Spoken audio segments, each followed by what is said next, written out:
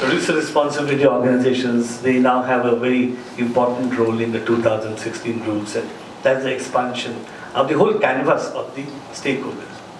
One could do business. I think these 4 slides are busy slides, so I'm going to just tell you that they are in the PowerPoint slide pack, which you will get. But we just had, and Sony, you were there, we had a very interesting workshop on e-waste management. This was driven by an investor, CDC UK, who wants to come in and take equity in some of the e-waste processing companies.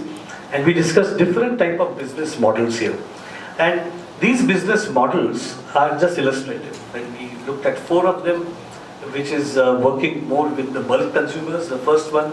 The second one, situated in the software technology parks and industrial parks. We have such examples.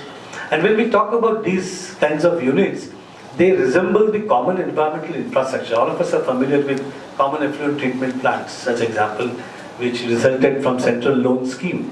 And one could look at the park-based facilities. They did not then limit only on electronic waste, but they can become an integral part of the park design. Sometimes we use the term MRFs, the material recovery facilities.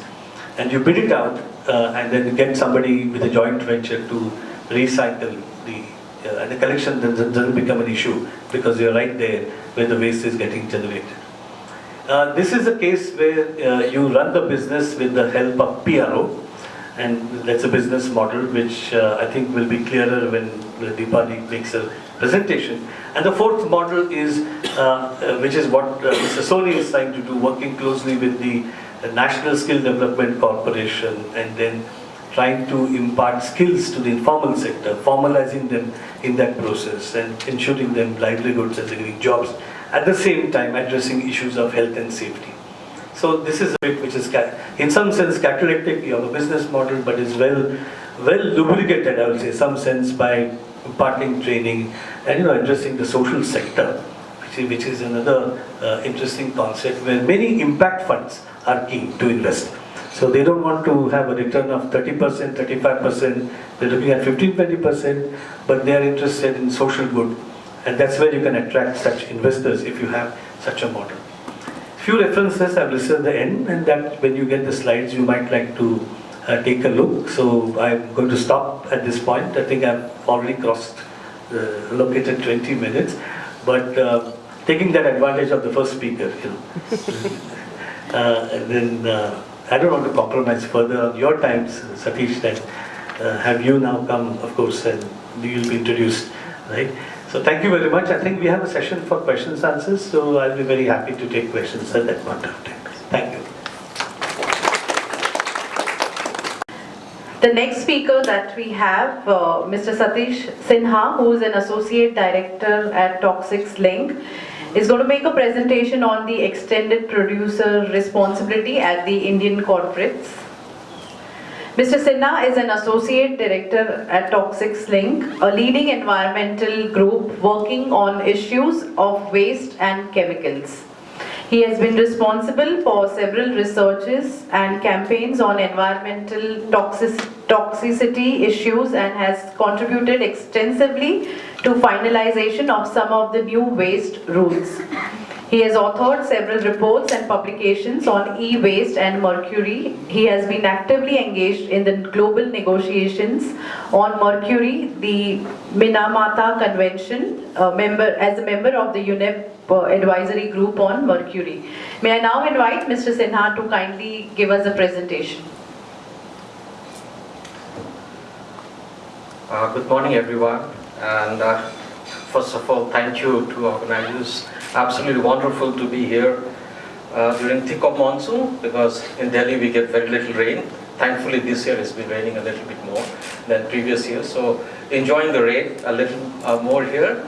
I was here, that's why I came here one day before, but thank you for absolutely wonderful to see so many of you sitting in this room hearing about waste early morning.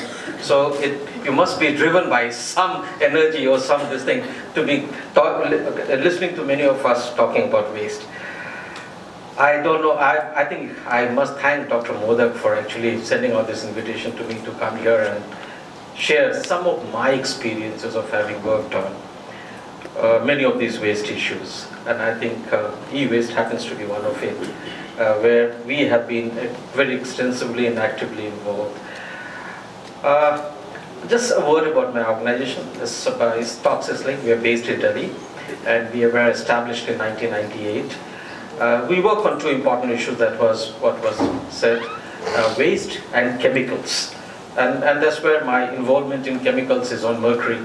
That is one of these things. And lead is another thing that we talked about. I don't know many of you know or not, but lead in paints has been one campaign by Toxics Link where we have decided to remove lead from paints in India and across the world.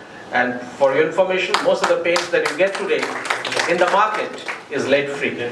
Most of it.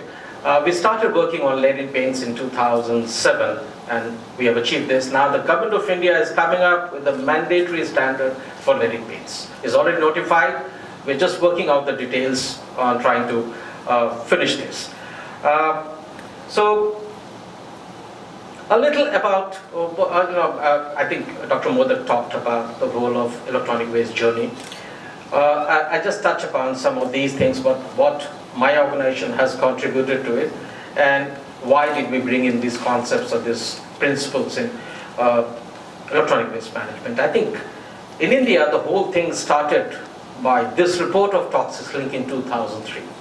This is known as the scrapping the high-tech myth. This was the first report in India on electronic waste, the issues which are involved with electronic waste. And this is perhaps one of the most fantastic and concise report. Even if I have to go back, I really go back to this report. Even today, I go back to this report. I don't know if you've got a chance to go through this, you'll see that it essentially covers the whole, all the issues which are related to electronic waste. And they are so relevant, which we did in 2003. It is after this that many other organizations joined this, and the campaign built, and we did many more things. I think people like Mr. Soni and all know us from those days.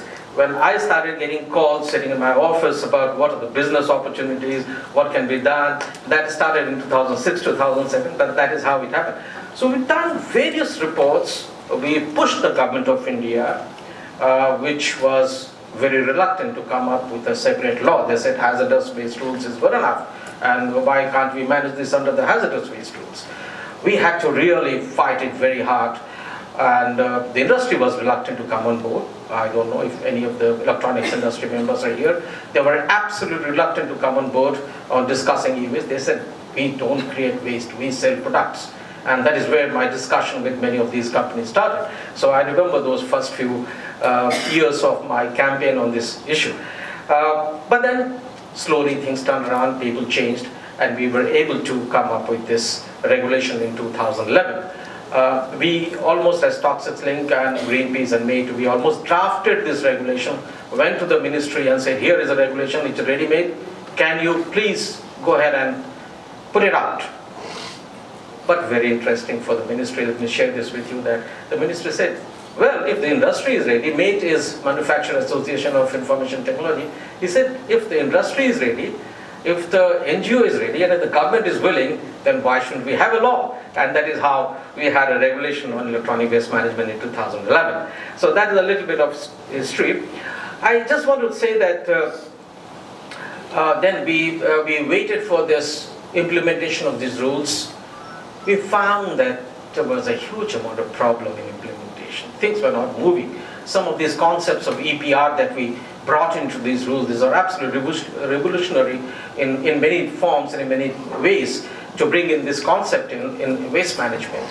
And we found that there was many gaps, many loopholes in the system, and things were not moving. So we had to, as Toxics Link, we filed a public interest litigation in 2014. We said things are not moving. We are at the starting block, and nothing is happening in electronic waste. So it was filed with the NGT in Delhi, and then the hearing started, and the ministry started responding. The state pollution control boards were made respondents, the central pollution control board was made respondent. So this process continued, and then the ministry came up with this idea of revising these rules. So I think there was, so now we have the 2016 rules, which does address some of the anomalies, some of the gaps which were there in 2011 rules.